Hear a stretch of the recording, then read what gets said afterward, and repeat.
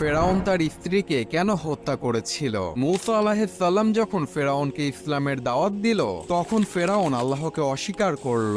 কিন্তু ফেরাউনের স্ত্রী আসিয়া রাদিয়াল্লাহু তাআলা আনহা মূসা নবীর ইসলামের দাওয়াত শুনে আল্লাহর প্রতি ঈমান আনলেন এবং গোপনে গোপনে আল্লাহ তাআলার ইবাদত করতে থাকলেন।